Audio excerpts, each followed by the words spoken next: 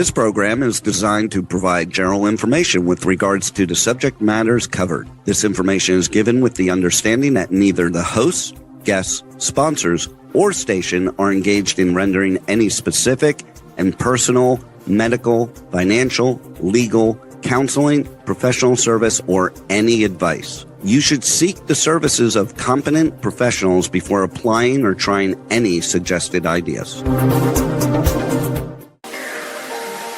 Hello, and thank you for tuning in to A Sharp Outlook on K4HD Radio and Talk or TV.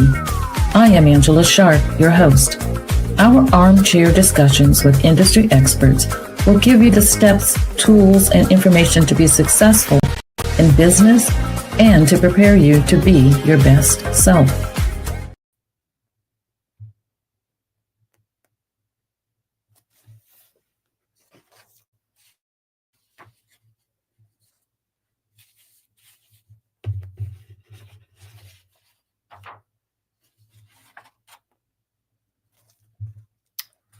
You're probably asking yourself, what is A Sharp Outlook?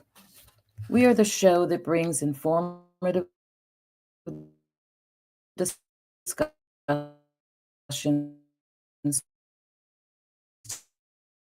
to help you start, grow, and succeed in your creative expression. With the help of industry experts, we want to bring steps to you to get success, toolkits for growth, and guidance for endurance as you travel through the journey in areas of your life. Today, we are going to be talking about Head Start. Head Start is an early learning program that is available for children 0 to 5 years old. And as I looked at Head Start and the program that it was providing, I saw that it was giving children an early start and an ability to be able to develop so they're ready to start kindergarten. And my guest today is someone who is an expert in this area that's going to give us some information about it and how Head Start can be in your community. I understand that early learning helps a child's brain develop so that they are prepared to have critical thinking, to have goals, to have discipline, to even their imagination begins to develop and creativity. And they start getting the love for learning. So my guest today is Melvin Gravely, and he is the CEO of the Gravely Group. And the Gravely Group is the leading Head Start training and consultancy agency. They focus on helping early childhood programs grow and maintain operational success. The Gravely Group is a beacon for organizational excellence in the community. The transformative training programs are devised for the Head Start agencies to reflect the dedication to the youth in the community and empowering and enhancing family advocacy. The engagements of the parent and family and community helps to change the lives and opens up a world of opportunity to the next generation.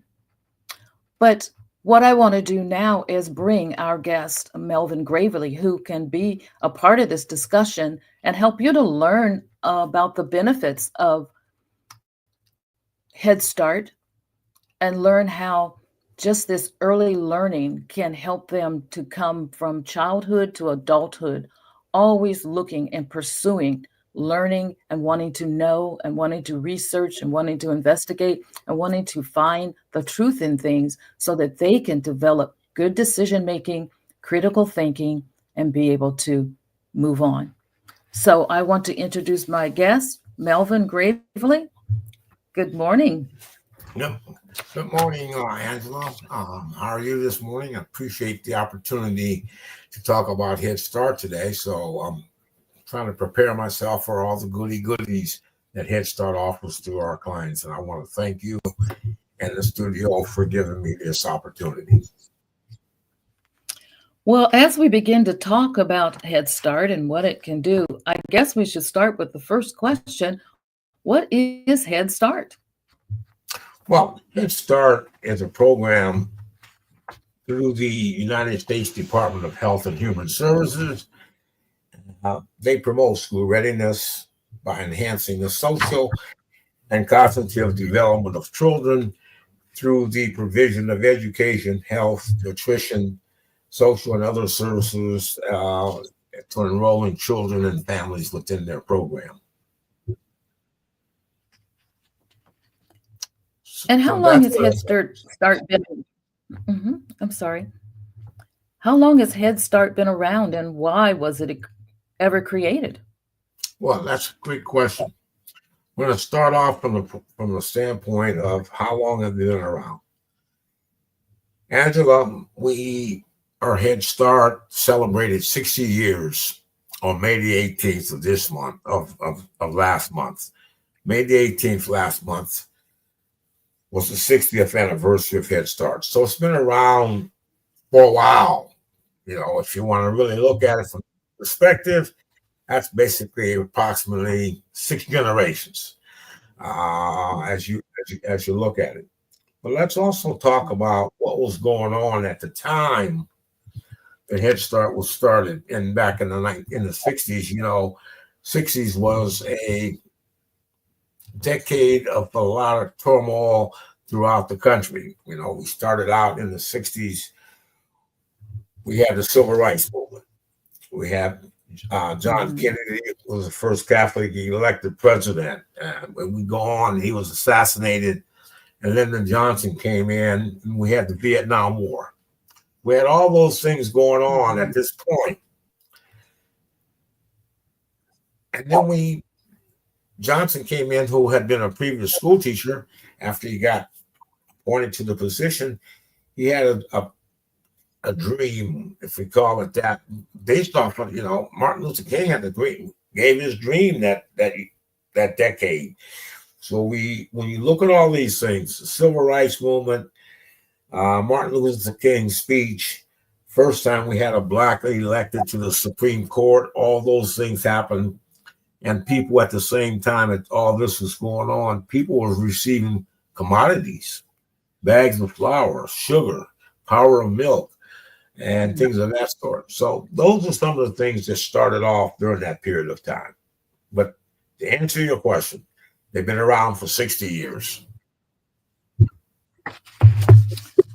That's a long time. There's very few things these days that are around 60 years. So that is an incredible accomplishment.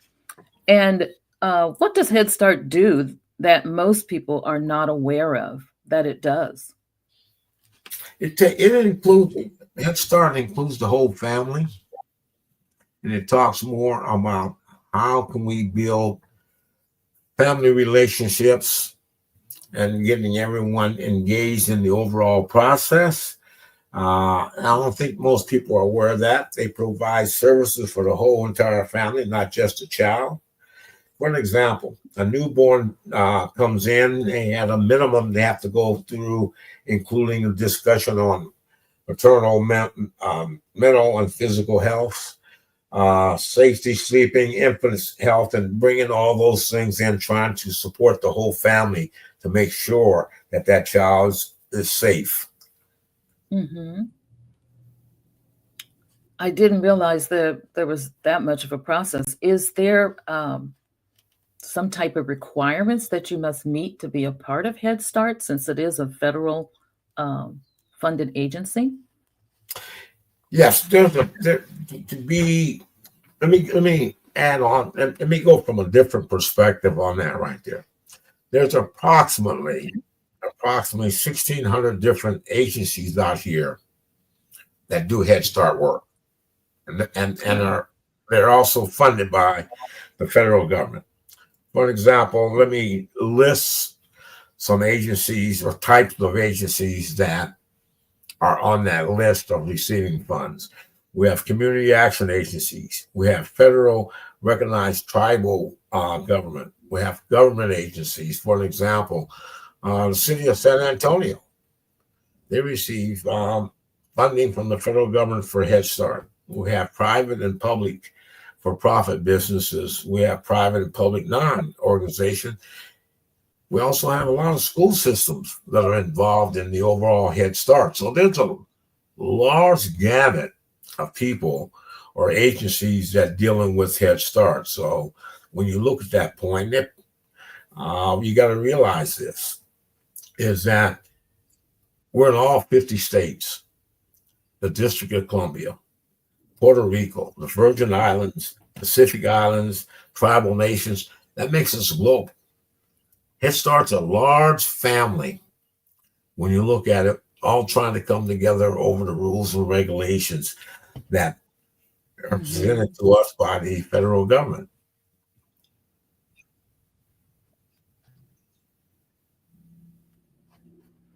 So those are some of the things that we have, that we do. I did not realize that it was that large. I mean, I remember seeing Head Start when I had my children. We didn't qualify to be a part of the Head Start program, but my children did go to preschool before the kindergarten. And I was doing some research about the Head Start and actually looking at some videos about the programs. And when I was looking at Head Start, I was thinking to myself, my goodness, this is such an incredible program. I mean, they were not only teaching them, the basics, ABCs and how to count and, tie their shoes and different things like that, but they were also teaching them social skills, how to get along, how to have respect for one another. And then they were teaching them how to, be bold and have that confidence to answer questions, ask questions, come up with ideas. I mean, and I was thinking to myself, I think, this is something that should be in every city and no restrictions, because our children, all children, need to get that kind of training and nurturing and build self-awareness and confidence building and critical thinking. I was just amazed at what all these children are learning in a Head Start program. It was just incredible information. What are the age groups of children participating in these programs?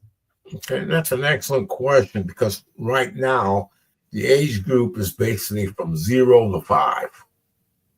So that means if you look at that word 0 to 5, you can be pregnant and be eligible for Head Start, because 0 means you don't have the child yet, but you're pregnant.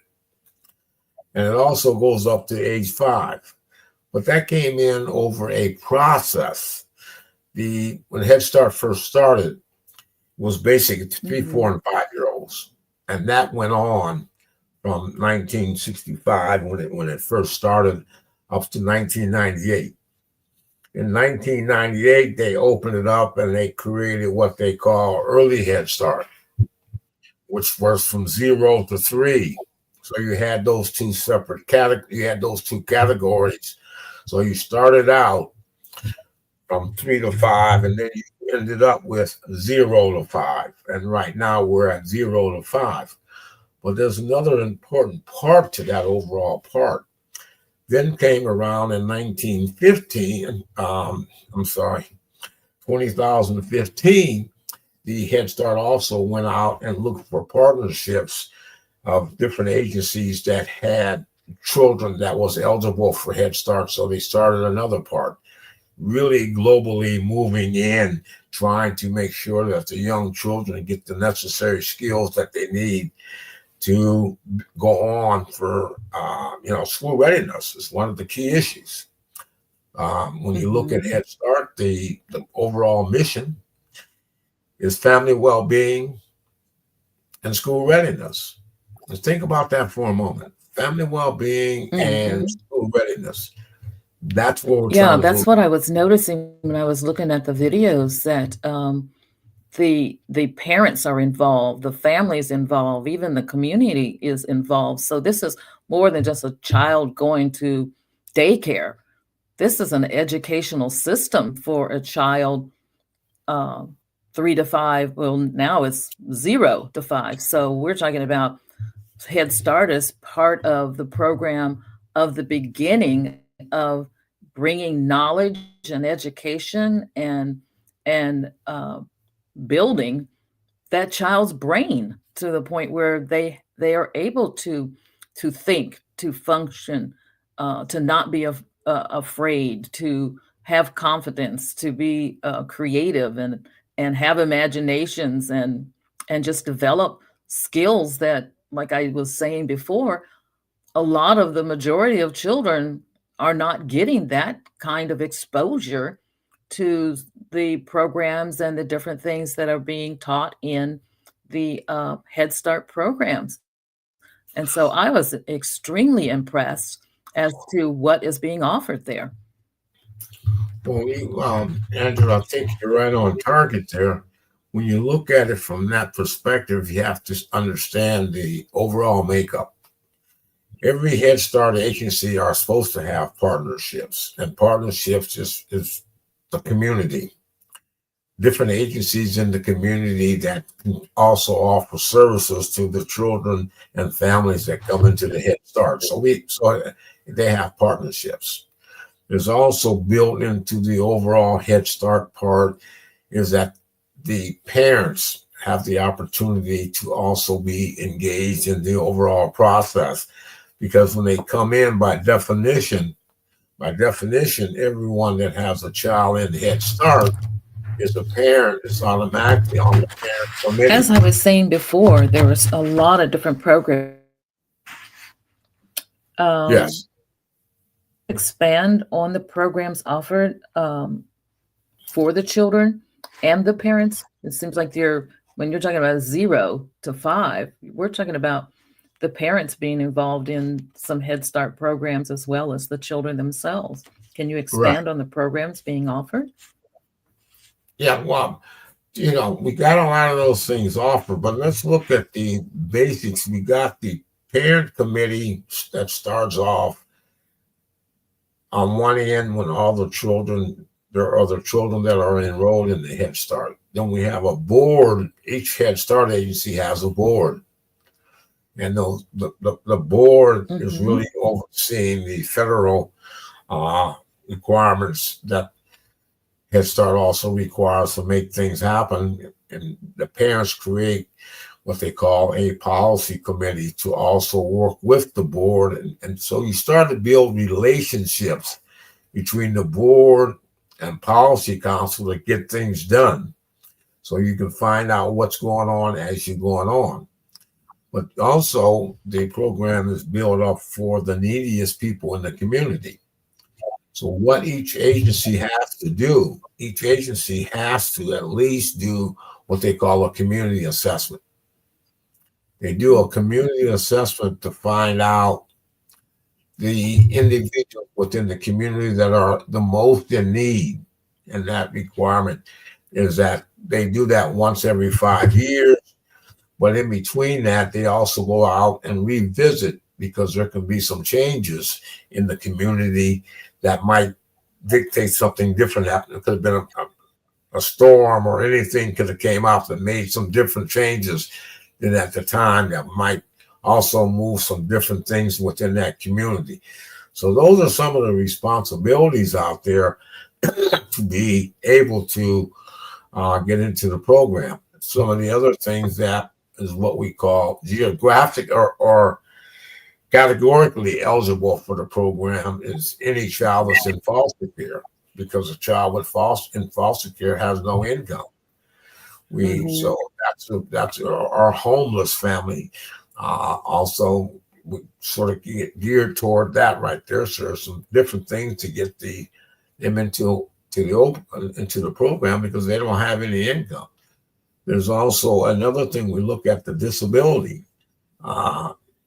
We have different people with different disabilities that's also categorically eligible for the program, providing they meet the age between 0 and 5. So there's a lot of great things that's happening that people don't see outside of the eye of understanding what Head Start preschool is all about.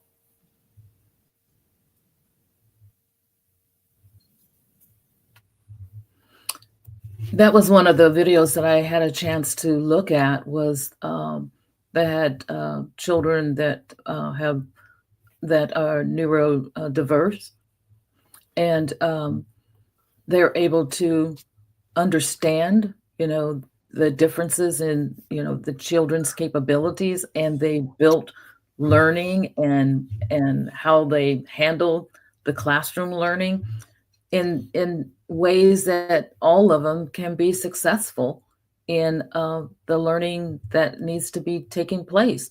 And that was very impressive to me, because you start looking at other places, the only thing they do is set them aside as if they are disposable. People are not disposable.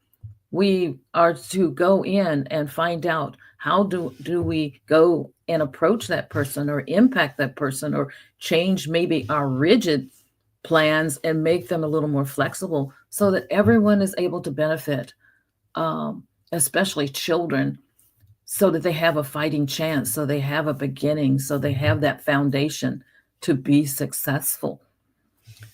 Now, you mentioned that the communities are involved, and you're saying they're going out, they're doing feasibility studies and things like that. When you say community, are we including, like, you know, business owners, we including churches? Who specifically are we gathering information in the community from?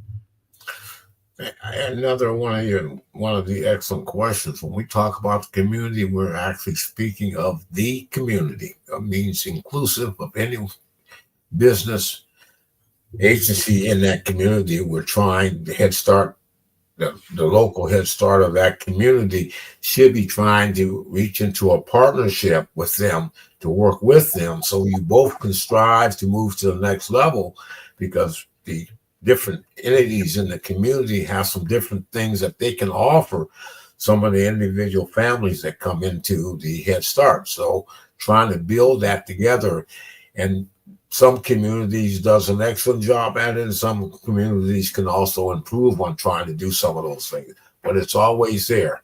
So for an example, you when you look at from that standpoint, you might, one of the partners might be the YWCA or the YMCA, which do some different offerings that you can have. It's also usually anything that deals with the government. We talk about the overall, foster parents associations.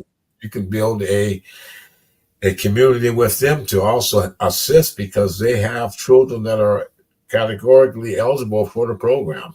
Working with the homeless shelters, they could be part of that partnership within the community, because they understand how the Head Start can reach to the homeless family. So having those types of partnerships are always great.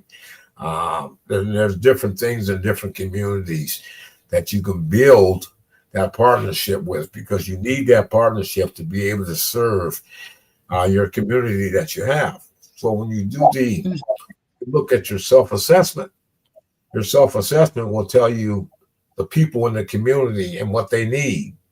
So once you know the people in the community and what they need, you know how to go out and try to build partnerships with those agencies in your community. And each community could be different.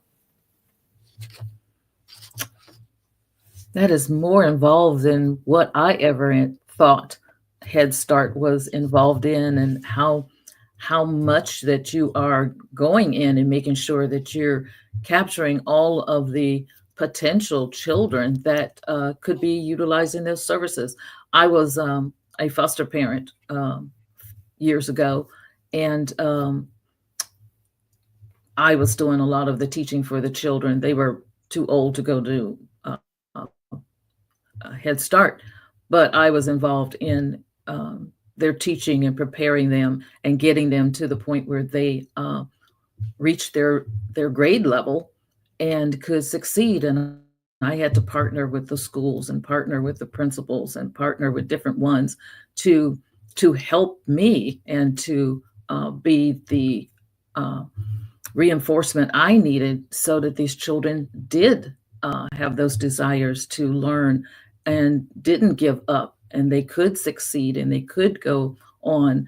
And I'm grateful in my heart that with everyone's assistance, they were able to get to their grade level.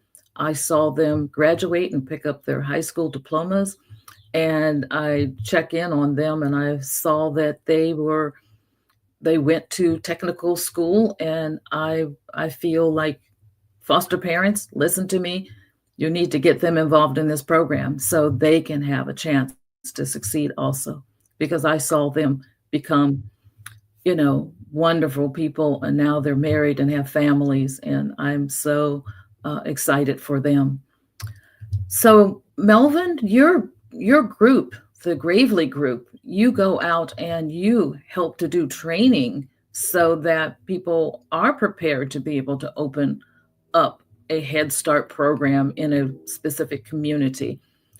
Tell me about your organization that is helping people develop this Head Start.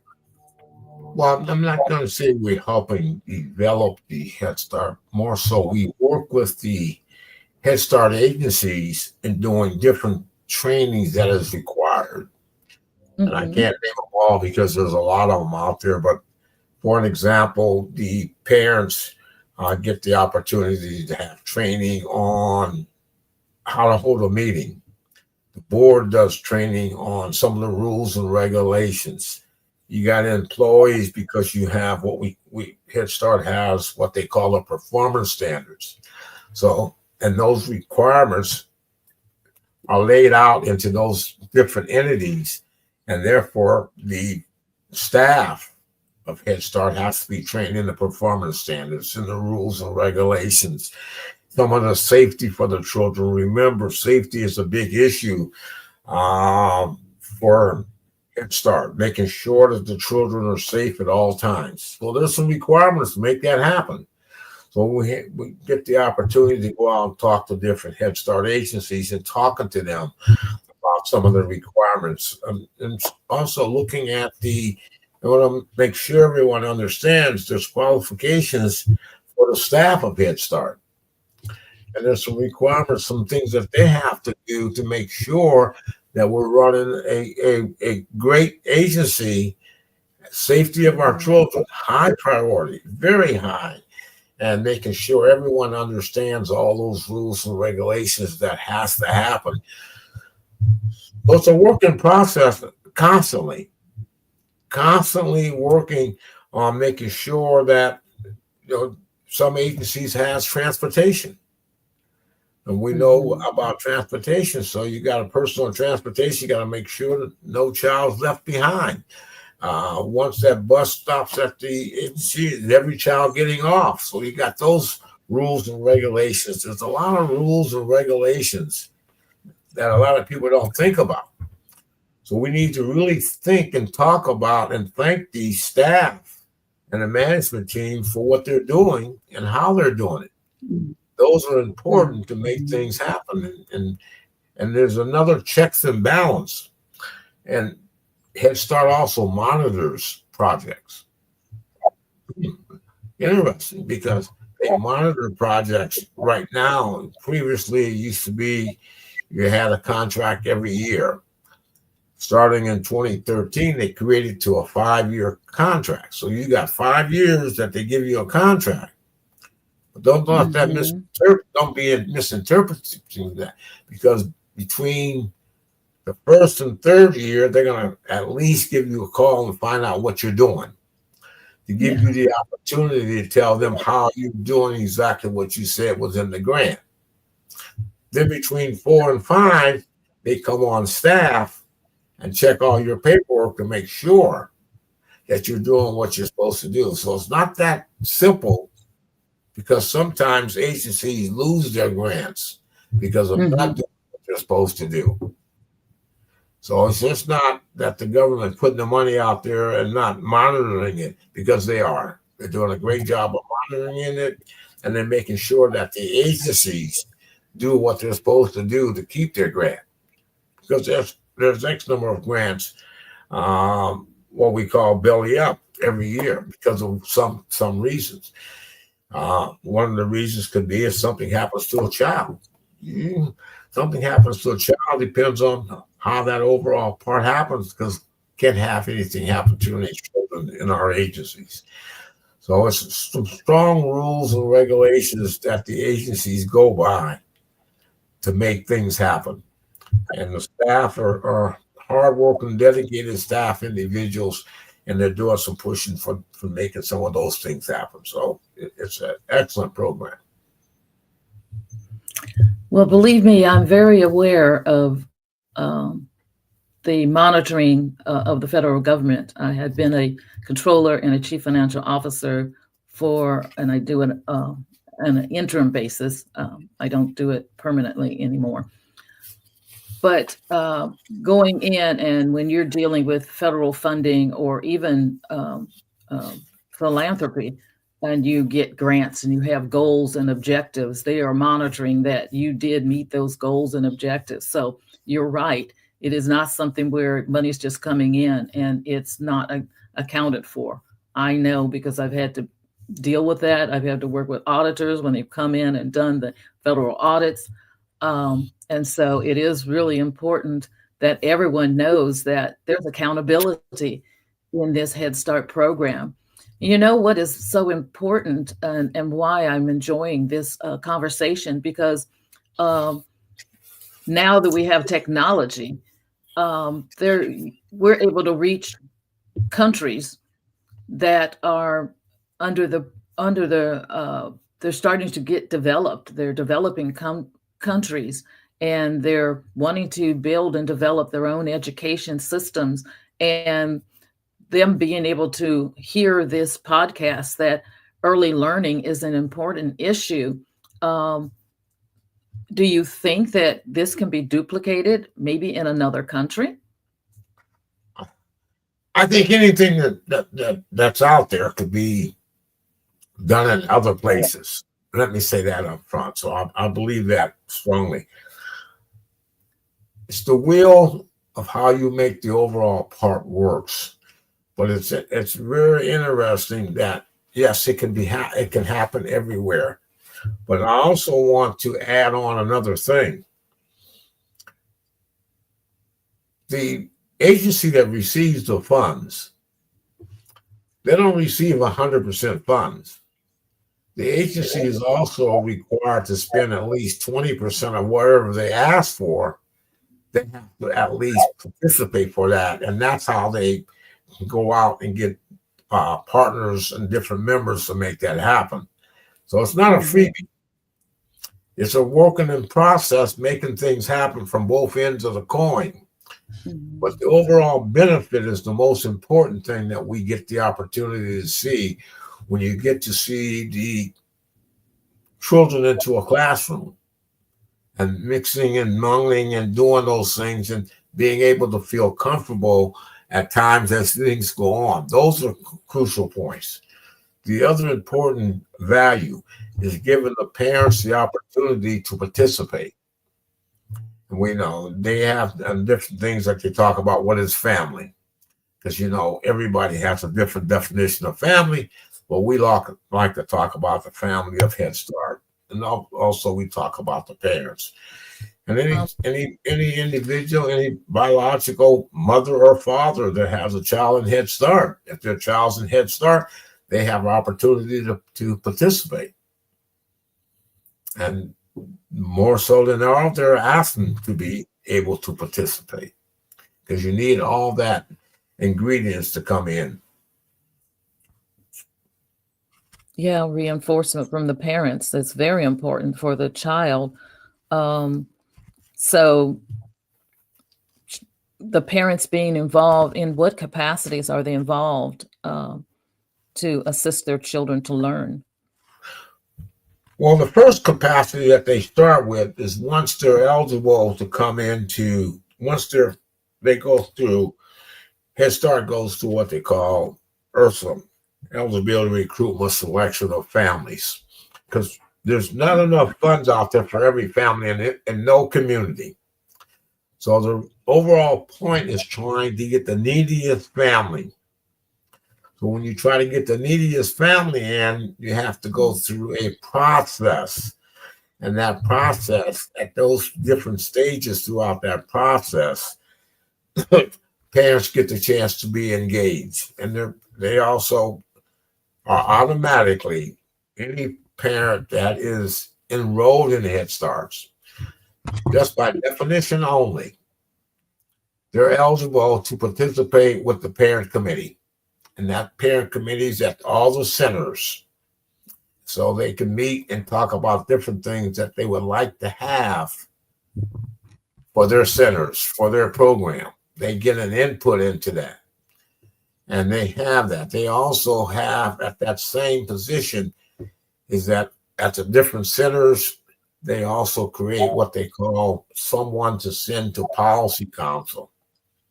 So then they send to policy council because the agency then has a policy council with parent representation collectively from their sites. So now these parents make different decisions on different things that they would like to see in their program. So they can make recommendations, they can work with the board to make those things happen. So it becomes a board and policy council relationship to make things happen. And also the members at that point on policy council oversee some of the things and some of the rules that we talked about earlier. I think that's really wonderful that the parents are involved even in the development of the policies of what their children are going to be involved in. You know, maybe they're doing some outdoors activities, what type of activities. They have input as to what's going to be taught to their children, or where they get to go, or how they're engaging, or what all it is that they would like their children to learn. And seeing parents that involved, that's really wonderful. I had a friend who was a teacher, and they would have the parent teacher, meetings, and most parents didn't show up to participate in what was going on with their child. So, I mean, it seems that Head Start has really done an excellent job in looking at the overall educational system for their children in all areas, and have covered all of the areas that a child would need to be exposed to. I'd like to ask you, why did you start working with Head Start, and what is your role? Well, one of the things is I've always worked with young kids. At one time, I'm living in Columbus, Ohio presently, but I'm from Canton, Ohio. I used to coach 9 children between 9 and 12 in football for 17 years before I left Canton, Ohio. So I always worked with kids. I'm also right now, I've been fostering. I'm a foster dad, so I work as a foster dad for over 30 years. So I've been doing all those things. I just believe that I'm fortunate to be able to assist and work with people, and I'm blessed and get that opportunity. So foster kids right now. And from that point, I just find out that there's something I could do to assist and to help. So I started doing a lot of management training in the fostering area. And I started training foster parents to do different things. And I just shifted over to the Head Start, training Head Start to do some different things. So I'm working from that standpoint. I just love it to see that parent that changes. And, you can go into a classroom and you could be training and some policy council member that doesn't know how to hold a meeting. And you start explaining it to them. You see them 6 months later, and they're doing an excellent job on running the meetings. They're getting an excellent job on communicating. We have to be able to be involved and engaged in communicating to make it happen. So they get that opportunity. It's amazing to be able to see that. Absolutely. Absolutely. And I'll tell you, being a foster parent was probably one of the best experiences I ever had. I'm not saying that it was easy. It wasn't easy because the children that come, they have been through a lot of issues and a lot of trauma, and to be able to have them in your home and be able to give them the love that is needed, the attention that is needed, the healing that is needed. Like I said, that was the best thing that I think I have ever done in my life. And I've had a full career in working for major corporations and different things like that, but helping them to heal and to succeed was the best work I've ever done. And I don't even consider it work because they were family and I loved those children. I also saw that you actually generate a newsletter on a regular basis. Tell us about your newsletters. Well, what we do with our newsletter, usually, basically, it's a weekly newsletter that we put out about things about Head Start, the great things that they're doing, some things that's not that great, but basically, we use it for a channel to inform our listening audience on what's happening with the Head Start market. We send out a lot of things that talks about that over and over again because there's always new things coming. Since I travel around a lot, I see different things out there, different methods of madness that you might want to get the opportunity to see or do within your agency. So we try to share that information with our audience. And we have approximately right now about 7,000 people on our newsletter. And we, like to improve that and increase that right there. But, it's hard to do. But we get a real good feedback from it. It keeps us the best way to keep everybody up to date with what we're doing and also what the things we think Head Start is doing and how to get anyone else involved in it. Yes. Well, I've been getting your newsletters, and I also have been watching some of the videos that have been created for the Gravely group. And the one thing that really stuck out to me when I saw the testimonials of people that had gone to Head Start, they came from an economically poorer area of the country. They were in Head Start, and they are now gone through college, and they have their doctorate in theology. They have their medical doctorate. They are engineers. They are all kinds of professions that they have been able to go to because they started early learning how to learn and falling in love with learning. And they use those tools to continue to learn all the way through, preschool and kindergarten and all of the other levels in middle school, high school. They've gone to college. They've gone all the way and got their doctorates. And to start at Head Start, and now their doctorates, some of them are assistant deans of colleges. That is quite a journey that they have gone through. And they started in Head Start. Yes, there's a list, and it's hard to keep up with, but everybody's trying to capture the list of individuals that came through Head Start from the beginning and where they're at now. And you can look if it's in the political world, you can see some of them, engineers, directors, you name them, nurses, doctors, all have a background coming in through Head Start. It's been a great 60 years. Long time coming, but moving into the right direction. And it's fabulous that when we get a chance to meet and greet some of those individuals, congratulate them, it just really puts a great smile that you at least had the opportunity to touch some of them. It's like looking at some of the foster children that come through your home, like you say, some rough days. Yes. They can give you some headaches. But when you get back and you look at the blessings of the ones that come back and knock on your door and say, hey, thank you, there's nothing like it. So that's the pleasure that you can get for being able to at least put in some time to always trying to help someone and pull someone up, because you don't never know when you're really helping them and how you're helping them. But those are great things to be able to get the opportunity to do and then do it. So I can't say enough about my career and what I've been able to accomplish, and also what I've been able to help other individuals or work with.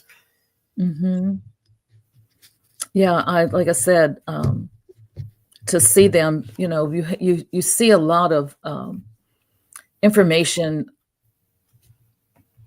in the news or in movies or whatever, and they have made people that are maybe not as economically blessed as if they're not going to succeed. And to see this program, I'm here to say none of that is true.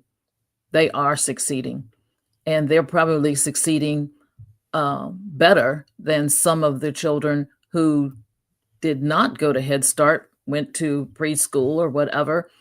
They didn't get that same energy. They didn't get that same drive. They didn't get that same creativity and imagination.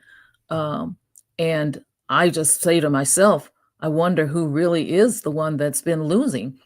Maybe you have a lot of money. You may have a lot of things. You got like 50 pairs of Nikes. But do you have the ability to do critical thinking? Can you make a decision? Can you analyze information?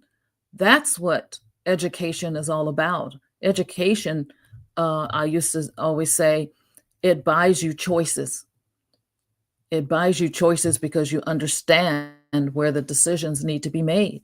And so I don't know about other programs that are out there, but I don't feel that when I'm looking at society and I'm looking at our younger generation, somewhere along the line, one of the systems is failing, and it's not Head Start.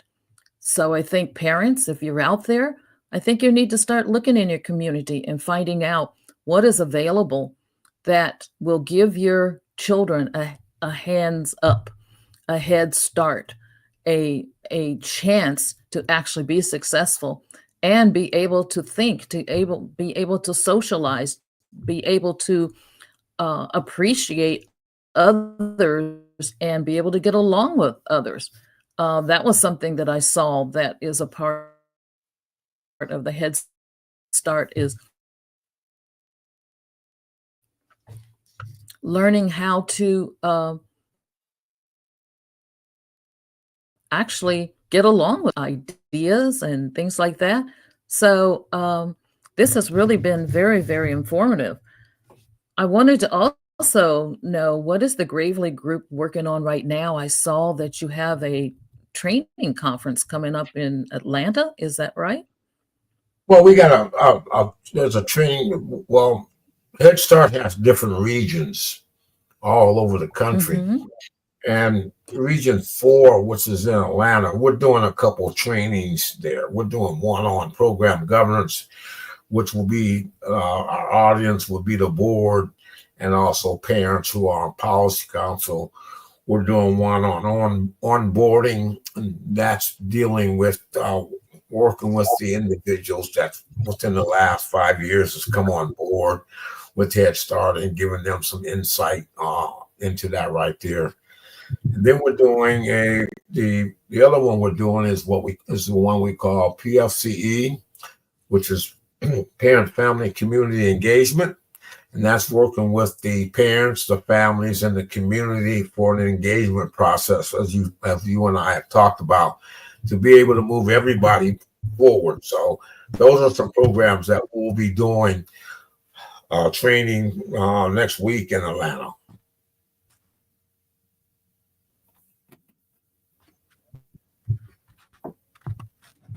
Melvin, we're going to have to wrap up. We've had an opportunity information, and I really appreciate you being a guest on our show today.